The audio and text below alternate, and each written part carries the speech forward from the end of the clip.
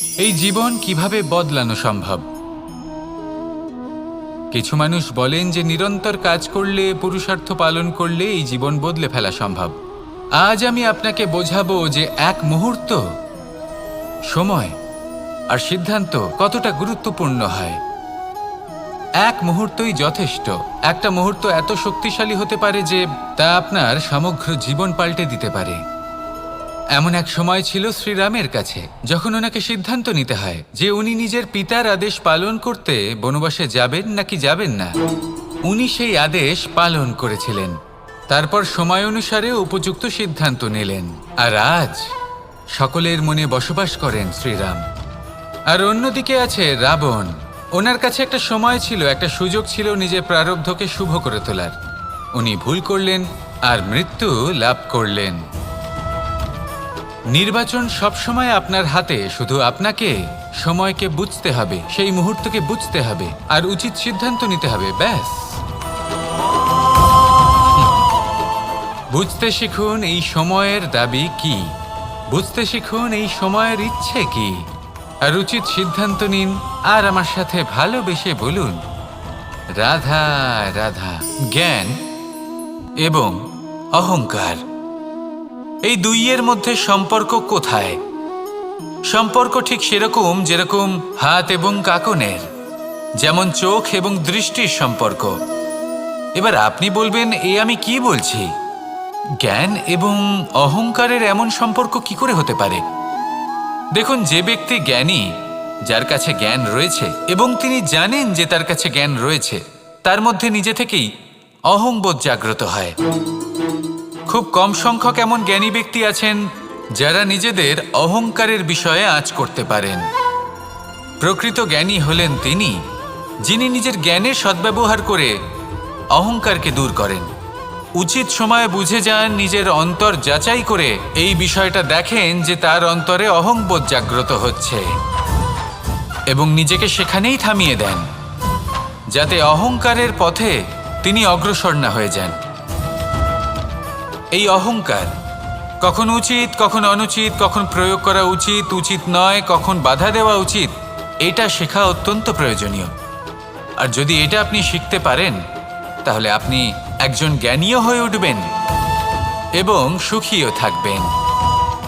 তাই মনে রাখবেন, এই জ্ঞান নিয়ে কখনোই অহংকার করবেন না, বরং সবসময় নিজের অহংবোধের বিষয়ে প্রকৃত ধারণা রাখবেন। আসুন আমার সাথে ভালোবেসে বলুন, রাধা রাধা। আমাদের জীবনে 7 ধরনের সুখ আছে, আর সেগুলো লাভ করার জন্য আমরা অত্যন্ত প্রচেষ্টা করি। কিন্তু কোনো প্রচেষ্টা করার পূর্বে তা কিভাবে করব সেটা বোঝা খুব প্রয়োজন, আর সেখানেই আমরা ভুল করে থাকি। যে কাজটা আমাদের পরে করা উচিত, সেটাই আমরা আগে করে বসি। আপনাকে স্পষ্ট করে বোঝাই, প্রত্যেক সুখের সাথে 2টি ক্রিয়া জড়িত থাকে। এবার যখন আমরা ধনের কথা বলি, তখনও 2টি ক্রিয়া জুড়ে থাকে। প্রথম ক্রিয়া হলো ধন অর্জন করা, দ্বিতীয় ক্রিয়া হলো ধনের ব্যবহার করা। আর জীবনে ধনের ব্যবহার করার পূর্বে ধন কিভাবে অর্জন করতে হয় তা শেখা অত্যন্ত প্রয়োজনীয়। আমরা মন্দিরে যাই, ভগবানের আরাধনা করি, তার জন্য পুজো করি, ওনাকে প্রসন্ন করতে চাই, কিন্তু তার আগে ভগবানের ওপর আস্থা রাখা প্রয়োজনীয়। যদি আপনার অটল বিশ্বাস থাকে, তবেই আপনি প্রকৃত ভক্ত হয়ে উঠতে পারবেন। এবার যদি আপনি বক্তা হয়ে থাকেন, শ্রেষ্ঠ বক্তা হতে চান, এই সংসারের সামনে নিজের বক্তব্য রাখতে চান, তাহলে কথা বলার পূর্বে কথা শুনতে শিখুন। তবেই আপনি একজন শ্রেষ্ঠ বক্তা হয়ে উঠতে পারবেন। জীবনে সম্পর্ক স্থাপন করার আগে সম্পর্ক বজায় রাখতে শিখুন, তবেই আপনি একজন প্রকৃত সাথী হয়ে উঠবেন। জীবনে পরাজয় মানার পূর্বে বিজয়ী হওয়ার চেষ্টা কিভাবে করতে হয় সেটা শিখুন, তবেই আপনি একজন নিপুণ ব্যক্তি হয়ে উঠবেন। অন্তিম এবং সবথেকে গুরুত্বপূর্ণ কথা, জীবনে ভালোবাসা লাভ করার পূর্বে ভালোবাসা প্রদান করতে শিখুন, তবেই আপনি একজন প্রকৃত প্রেমী হয়ে উঠবেন। আসুন আমার সাথে ভালোবেসে বলুন, রাধা রাধা। এই সংসারের সবথেকে বড় যুদ্ধ কোনটা? দেব অসুরের যুদ্ধ, যা অনেক বছর ধরে চলেছিল, নাকি রাম রাবণের যুদ্ধ, নাকি মহাভারত? না, সংসারের সব থেকে বড় যুদ্ধ হলো সেইটা যা নিজের সাথে লড়া হয়, নিজের মনের সাথে লড়া হয়, নিজের অন্তরের সাথে লড়া হয়। এটাই সব থেকে বড় যুদ্ধ। এবার নিজেই দেখুন আপনার সব থেকে বড় শত্রুকে। আপনার স্বার্থ, আপনার কামনাগুলি, আপনার অহংকারগুলি, যা আপনাকেই নষ্ট করে দেয়। যদি এদের ওপর আপনি বিজয় লাভ করতে পারেন, তাহলে ধরে নিন এই সংসারে সবার উপরে আপনি বিজয় লাভ করতে পারবেন। এই সংসারে কেউ আপনাকে পরাজিত করতে পারবে না। কিন্তু তার জন্য প্রয়োজন অনুভূতির। অনুভূতি ভালোবাসার, অনুভূতি অনুপ্রেরণার। যে ব্যক্তি ভালোবাসতে পারেন এবং প্রেরণা দিতে পারেন, তিনি চিরকাল জয়লাভ করতে পারেন। নিজের কাছে ভালোবাসার এক অস্ত্র রাখুন আর প্রেরণার এক ঢাল। জীবনে কেউ আপনাকে পরাজিত করতে পারবে না। আসুন আর আমার সাথে ভালোবেসে বলুন, রাধা রাধা। সৌন্দর্য। মানুষ নিজের সৌন্দর্যের বিষয়ে কতটা ভাবে, চায় যে সে সব থেকে বেশি রূপবান হবে, সব থেকে বেশি সুন্দর হবে। কিন্তু সৌন্দর্যের পরিভাষা কি তা কি সে জানে? কোনো মাকে জিজ্ঞেস করুন, ওনার জন্য সৌন্দর্যের পরিভাষা ওনার সন্তান। কোনো ভক্তকে জিজ্ঞেস করুন, ওনার জন্য সৌন্দর্যের পরিভাষা ওনার ভগবান। শ্রীরামকে জিজ্ঞেস করুন, ওনার জন্য সৌন্দর্যের পরিভাষা হলো হনুমান। ভাঙা হানু, ফুলে যাওয়া মুখ, দেখতে গেলে উনি বানর, লম্বা লেজ, এত নিরীহ যে ওনাকে অমূল্য মালা দিলে সেটা ছিঁড়ে তার ভেতরে শ্রীরামকে খুঁজছিলেন। কিন্তু ওনার ভাবনা কত সুন্দর। উনি এটা বিশ্বাস করেন যে সংসারের যতই মূল্যবান জিনিস দিয়ে এই মালা তৈরি করা হোক না কেন, যদি এর মধ্যে শ্রীরাম না থাকেন তাহলে এর মধ্যে কোনো অর্থ নেই। সৌন্দর্য রূপে নয়, ভাবনায় নিহিত থাকে। যদি আপনি সৌন্দর্য প্রাপ্ত করতে চান তাহলে তা কর্মে নিয়ে আসুন, ভাবনায় এবং বিচারে নিয়ে আসুন। এই সৌন্দর্য আপনার সাথেই থাকবে। যদি আপনি সৌন্দর্যকে রূপের মধ্যে খোঁজেন তাহলে কিছুক্ষণের জন্য পাবেন, সেই সৌন্দর্য সময়ের সাথে হারিয়ে যাবে। সৌন্দর্য যদি পেতে চান, খুঁজতেই চান, তাহলে হৃদয় খুঁজুন, কর্মে খুঁজুন। মন প্রসন্ন হয়ে বলবে, রাধা রাধা। এই সংসারে মানুষ জন্মগ্রহণ করেন, বড় হতে থাকেন, পুরুষার্থ লাভ করেন, অর্জন করেন।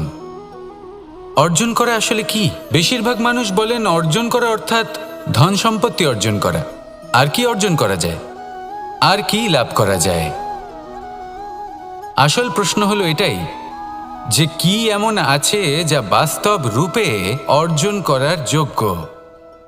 তা হলো ব্যবহার, জ্ঞান এবং সন্তোষ। কেন?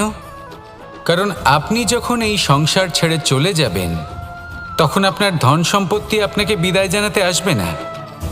আপনাকে বিদায় জানাতে আসবে আপনার আপনজন, যাদের সাথে আপনার সুসম্পর্ক ছিল। সমগ্র সংসারে সহস্র মানুষ ধন অর্জন করে থাকেন। শ্রেষ্ঠ মানুষ হলেন তিনি যিনি ব্যবহার, জ্ঞান এবং সন্তোষ অর্জন করে থাকেন, একে সকলের মধ্যে বিতরণ করেন। তাই এটাই করুন আর আমার সাথে ভালোবেসে বলুন, রাধা রাধা। সেই কখন থেকে এই পুস্তকটিকে দেখছি, কিন্তু এর থেকে আমি কোনো জ্ঞান লাভ করতেই পারছি না।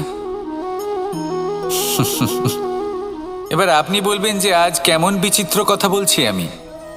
যদি এই পুস্তক থেকে আমাকে জ্ঞান লাভ করতে হয় তাহলে শুধুই তাকিয়ে থাকলে হবে না। আমাকে এই পুস্তককে খুলতে হবে, পড়তে হবে, তাকে বুঝতে হবে, তবেই তো জ্ঞান প্রাপ্তি হবে। বড়ই সহজ একটা ব্যাপার, কিন্তু একে যাপন করা অত্যন্ত কঠিন, তাই না? আপনি নিজেকেই দেখে নিন। আপনার কাছে অনেক জ্ঞান রয়েছে। সহজ থেকে সহজতর জ্ঞানের কথা যদি বলি, আপনি এটুকু তো জানেন যে সত্যি কথা বলা ভালো কাজ, দান করা হলো পুণ্যের কাজ। আপনি জানেন যে পরিশ্রম করলে সাফল্য আসবে। এই জ্ঞান তো আমাদের কাছে রয়েছে, এমন অনেক জ্ঞান আমাদের কাছে রয়েছে, কিন্তু আলস্যের কারণে, অবহেলা করে আমরা শুধু এই জ্ঞান প্রয়োগ করতে পারি না, এই জ্ঞান যাপন করতে পারি না, একে আচরণে প্রয়োগ করতে পারি না, সেই জন্য দুঃখী হয়ে যাই। তাই আপনার কাছে যা যা জ্ঞান আছে, যা যা জ্ঞান আপনি লাভ করেছেন, সেই জ্ঞান যাপন করা শুরু করুন, জীবনে প্রয়োগ করতে শুরু করুন। এই মন প্রত্যেকটি মুহূর্তে প্রসন্ন থাকবে, আর লক্ষ্যপ্রাপ্ত করে এই মন বলবে, রাধা রাধা। একটা জলের ফোঁটাকে ফোঁটা নামে সম্বোধন করা হয়। অনেক ফোঁটা একত্রিত হলে সাগরের রূপ ধারণ করে। শুধু একটা পাতাকে পাতা বলা হয়, অন্য অনেক পাতার সাথে একত্রিত হলে তা গ্রন্থের রূপ ধারণ করে। একটা মাত্র সুতো অন্য সুতোর সাথে মিলিত হলে বস্ত্রের রূপ ধারণ করে। অনেক সংখ্যক ইট একত্রিত হলে মহলের রূপ ধারণ করে। সৈন্যরা একত্রিত হলে সৈন্যদল তৈরি হতে পারে। এটা হলো শক্তি সংগঠনের, এটাই হলো শক্তি একতার। তা সে বনস্পতি হোক বা কোনো ব্যক্তিই হোক, কোনো মনোভাবই হোক, যদি একা থাকে তাহলে দুর্বল হয়ে পড়বে। যদি সংগঠিত থাকে তাহলে শক্তিও বাড়বে আর আপনাকে সামনে এগিয়েও নিয়ে যাবে। তাই এই একতায় বিশ্বাস রাখুন আর আমার সাথে ভালোবেসে বলুন, রাধা রাধা। এমন কিছু রয়েছে মানুষের মনে, তাদের জীবনে এমন এক আবেগ যা সর্বজন বিদিত, যা সবাই জানেন যে উপস্থিত আছে, সেটাকে আমরা সমস্যা বলে থাকি। এমনিতে আমরা সকলেই জানি যে এমন কোনো গৃহ নেই যেখানে মৃত্যুর ছায়া পড়েনি, এমন কোনো বৃক্ষ নেই যার দ্বারা ওষুধ তৈরি সম্ভব নয়, এমন কোনো অন্ন নেই যা সময়ের সাথে বিষ বা অমৃতে পরিণত হতে পারে। এবার এই সমস্যাগুলি কোনো ব্যক্তির জন্য সমস্যা হতে পারে, কিন্তু নিজে থেকে এরা কোনো সমস্যাই নয়। এরা আসে আমাদের সাহায্য করতে, আমাদের কিছু শেখাতে। আপনি নিজেই দেখুন, পর্বতের শিখর থেকে কোনো এক পাখি পড়ে গিয়ে নিজের প্রাণ ত্যাগ করলো। সেটা কখন সম্ভব? যখন সেই পাখি ওড়ার চেষ্টাই করে না। তখন যখন কোনো ব্যক্তি জলে পড়ে যান এবং ডুবে গিয়ে নিজের প্রাণ হারান, এর সম্ভাবনা কখন বেশি থাকে? যখন সেই ব্যক্তি সাঁতার কাটার চেষ্টাই করেন না। তখন এই সমস্যা প্রত্যেকের জীবনে থাকবেই, কিন্তু এটা মনে রাখা প্রয়োজনীয় যে কোনো সমস্যা পরিস্থিতির কারণে সমস্যা হয়ে ওঠে না। এই পরিস্থিতি যখন আমাদের সামনে আসে, আমাদের তা কঠিন মনে হয়, আমরা নতমস্তক হয়ে পড়ি, ভয়ভীত হয়ে পড়ি, তার সম্মুখীন হতে পারি না। তখন তা সমস্যার রূপ নেয়। দৃঢ় হয়ে দাঁড়িয়ে থাকুন সাহসের সাথে, এই পরিস্থিতিগুলির সম্মুখীন হন, দেখবেন সমস্যা কখন সাফল্যে পরিণত হবে আপনি জানতেই পারবেন না। আসুন আমার সাথে ভালোবেসে বলুন, রাধা রাধা। এই সংসারে কখনো কোনো ব্যক্তিকে তার বাইরের পোশাক দেখে বিচার করার চেষ্টা করবেন না, এটা খুব বড় ভুল করবেন। যেমন আমরা জীবনে অনেক সময় এমন করি, ধরুন কোথাও একটা গাছ দেখলাম, খুব বিশাল আকারের একটা গাছ, যেটা মাটির থেকে অনেক উঁচুতে পৌঁছে গেছে, যার বিশাল শাখা আছে। সেগুলো দেখে আমরা ভাবি যে এই গাছে হয়তো কত সুস্বাদু ফল আছে, আমরা সেই গাছের পরিচর্যা করতে থাকি। আবার অন্যদিকে হলো একটি তৃণ, যেটা মাটি থেকে কিছুটা উঁচুতে পৌঁছেছে, কিন্তু সেই তৃণর নিচে, মাটির নিচে অত্যন্ত সুস্বাদু ফল বা সবজি জন্ম নেয়, যা আমাদের স্বাস্থ্যের পক্ষে অত্যন্ত উপকারী। সেই জন্য কখনো আবরণ দেখে কাউকে বিচার করতে চেষ্টা করবেন না। তার বদলে এটা বোঝার চেষ্টা করুন যে আপনার সামনে যে ব্যক্তি আছে বা বস্তু আছে, তার বিশেষত্ব কি। যদি এই বিশেষত্ব বোঝার ক্ষমতা আপনি অর্জন করেন, যদি এই শিল্প আপনি নিজের ভেতরে জাগ্রত করেন, তাহলে এই সংসারে বিশেষত্ব কি সেটা আপনি জানতে পারবেন। আর এই সমস্ত খেলা দৃষ্টি থেকে নয়, দৃষ্টিভঙ্গি থেকে জন্ম নেয়। দৃষ্টিভঙ্গি সবসময় শুভ রাখুন আর আমার সাথে ভালোবেসে বলুন, রাধা রাধা। যখন মানুষের মৃত্যু হয় তখন কি হয়? অনেক সংখ্যক মানুষ শোক পালন করতে চলে আসেন। যে ব্যক্তি মৃত্যু লাভ করেছেন তার অনেক বস্তু থাকে যেগুলো তার প্রিয়, যেগুলো তিনি ব্যবহার করেছেন, তার শয্যা, তার বস্ত্র, তার আভূষণ, সব কিছু তার থেকে বিচ্ছিন্ন করা হয়। এবং খালি হাতে তাকে শ্মশানের উদ্দেশ্যে রওনা করা হয়। আমি আপনাকে এই প্রশ্ন করতে চাই, আপনি এই সংসারে কি অর্জন করেছেন? ধন, সম্পত্তি, বস্ত্র, আভূষণ, এই সব কিছু যে আপনি অর্জন করেছেন, আপনার মৃত্যুর পরে তা আপনার থেকে দূর হয়ে যাবে। এর উত্তর হলো একটাই, আপনার কর্ম। শুধু সেটাই আছে যা একান্ত আপনার, আর শুধু সেটাই এই সংসার থেকে চলে যাওয়ার পরেও সংসারেই জীবিত থাকবে। যদি আপনি দুষ্কর্ম করেন, তাহলে এই সংসার আপনাকে একটি অনুচিত উদাহরণ হিসেবে মনে রাখবে যে এই ব্যক্তি খুব পাপী ছিল, অনুচিত কর্ম করতেন। যে পথে তিনি চলেছেন সেই পথে কারোর চলা উচিত নয়। সেখানেই যদি আপনি সৎকর্ম করেন, তাহলে সংসার চিরকাল এটাই বলবে যে খুব ভালো মানুষ ছিলেন, সবাইকে ভালোবাসতেন, সবাইকে সাহায্য করতেন, আমার খুব প্রিয় মানুষ ছিলেন। এটাই হলো শ্রেষ্ঠ কর্ম। সেই জন্য জীবনে শুধুমাত্র ধন, সম্পত্তি, আভূষণ এই সব অর্জন করতে গিয়ে নিজের মনোনিবেশ করবেন না। শ্রেষ্ঠ কর্ম করুন।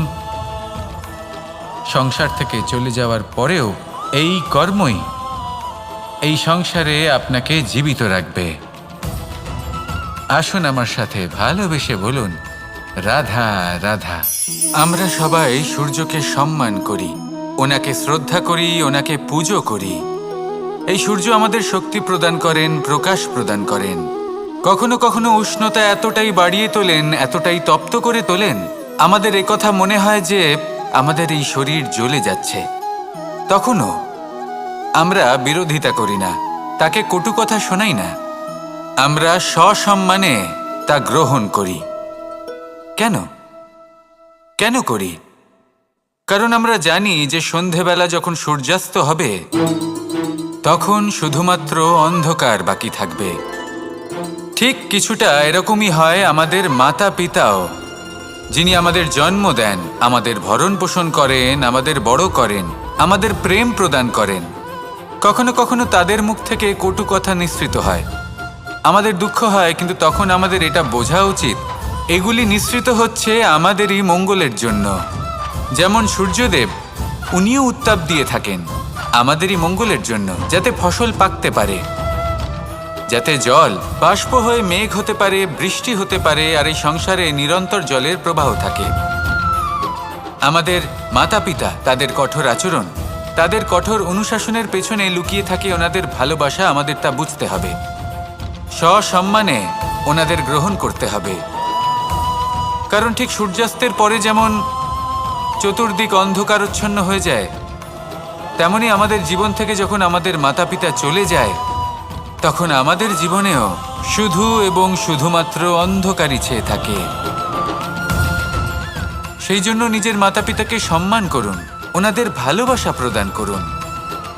এই মন আর এই জীবন প্রসন্ন হয়ে বলবে, রাধা রাধা। পরিস্থিতি কখনো এটা ভালো থাকে, আবার কখনো মন্দ হয়ে যায়। কখনো এই পরিস্থিতি আমাদের পক্ষে থাকে, আর কখনো এই পরিস্থিতি অনুযায়ী আমাদের চলতে হয়। কোনো বিকল্প থাকে না। কিন্তু যখনই এই পরিস্থিতি খারাপ হয়ে যায়, তখন কি করা উচিত সেই প্রশ্ন মনে জেগে ওঠে। পরিস্থিতি যখন প্রতিকূল হয়, তখন আমরা কিছু হারালে তা হারিয়ে ফেলি, ঠিক আছে, কিন্তু যা বাকি আছে সেটা আমরা আগলে রাখতে পারি। পরিস্থিতিকে সামলে রাখার চেষ্টা আমরা অবশ্যই করতে পারি, শুধু সেটুকুই আমাদের হাতে রয়েছে। কিন্তু এর থেকেও বড় সমস্যা আছে, অহংকার। কখন প্রবেশ করে আমরা জানতেও পারি না। এই অহংকার আপনাকে বুঝতেও দেবে না যে আপনি সত্যি কিছু হারিয়েছেন। আপনার কিছুই যাবে আসবে না। দেখতে গেলে আকাশের সূর্য নিজের প্রকাশ হারিয়ে ফেলে যখন অন্ধকার ঘনিয়ে আসে। তাহলে আমরা কে হই? ওনার সামনে তো কিছুই নই। এই অহংকার আমাদের দমন করতেই হবে। এটা বিশ্বাস করতে হবে যে এই সমগ্র সৃষ্টিতে আমরা শুধুমাত্র একটা কণা, তার থেকে বেশি আর কিছুই নয়। বিশ্বাস করতে হবে যে আমরা ততটাও বড় নই যে কখনোই কিছুই হারাবো না। এবার যেদিন এই জ্ঞান আপনি আত্মস্থ করে নিজের আচরণ পাল্টাবেন, মনে রাখবেন সেই দিনই অহংকারকে দমন করতে আপনি পথে অগ্রসর হয়ে পড়েছেন। এই অহংকারকে দমন করুন আর আমার সাথে ভালোবেসে বলুন, রাধা রাধা। আমি দ্বারকাধীশ এবং আমার সভাতে বিভিন্ন সময় বিভিন্ন ধরনের মানুষ আসেন, নিজেদের দাবি নিয়ে, নিজেদের ইচ্ছে নিয়ে। কখনো কেউ ভোজন চান, আবার কখনো কেউ ওষুধ, কখনো কেউ বস্তু চান, কেউ আবার চান বস্ত্র। কারোর জ্ঞান চাই, কারোর ধন চাই, আবার কারোর বাসস্থান। অনেক সময় আমি এই অনুরোধ, এই ইচ্ছে পূর্ণ করি না। এবার আপনি এটা ভাবতেই পারেন যে কৃষ্ণ তো তাহলে লোভী, ওর কাছে তো সবকিছুই রয়েছে, তারপরেও সে নিজের প্রজার ইচ্ছে পূর্ণ করে না, তাদের সমস্যাগুলি বুঝতে পারে না, তাদের সুখ স্বাচ্ছন্দ্য প্রদান করে না। আসল সত্য হলো এটাই যে কোনো সবল ব্যক্তি, যে কোনো গৃহস্থ ব্যক্তি যে কাজ করতে সক্ষম, তার পরিশ্রম দ্বারাই নিজের প্রয়োজনগুলি এবং ইচ্ছেগুলি পূরণ করা উচিত। এটা অত্যন্ত প্রয়োজনীয়। আর এগুলো তিনি করতে পারেন শিল্প, ব্যবসা, আচরণ অথবা জ্ঞানের ভিত্তিতে। এই পথে চলতে হবে, পরিশ্রম করতে হবে, তবেই সে কিছু অর্জন করতে পারবে। এবার এমন কোনো ব্যক্তি যার এই সব কিছুতে কোনো রুচি নেই, যে কিছুই করতে চায় না, সে কিছুই অর্জন করতে পারবে না। এবার এরকম কোনো ব্যক্তিকে যদি আমি কোনো বস্তু প্রদান করি, তাহলে কি হবে? সে পরাধীন হয়ে যাবে, আর সেটা উচিত হবে না। তাহলে কি করা উচিত? তাকে পথ দেখানো, তাকে বোঝাতে হবে যে কোন পথে চলে তুমি নিজের লক্ষ্য প্রাপ্ত করতে পারবে। শিল্প, জ্ঞান, আচরণ এবং ব্যবসা, এই পথে কিভাবে চলে সেটা শেখাতে হবে। আর আমি সেটাই করি। তার ফলে কি হয়? ব্যক্তি স্বাধীন হয়ে যায়। সংসারে সে যা চাইবে তাই প্রাপ্ত করতে পারবে, কখনো কারোর থেকে কিছু চাইবার প্রয়োজন পড়বেই না। এই কথাটা সবসময় মনে রাখবেন। যখনই দান করবেন তা ভাবনা চিন্তা করে এমনভাবে দান করবেন যাতে সামনের ব্যক্তি স্বাধীন হতে পারেন, পরাধীন নয়। আসুন আমার সাথে ভালোবেসে বলুন, রাধা রাধা।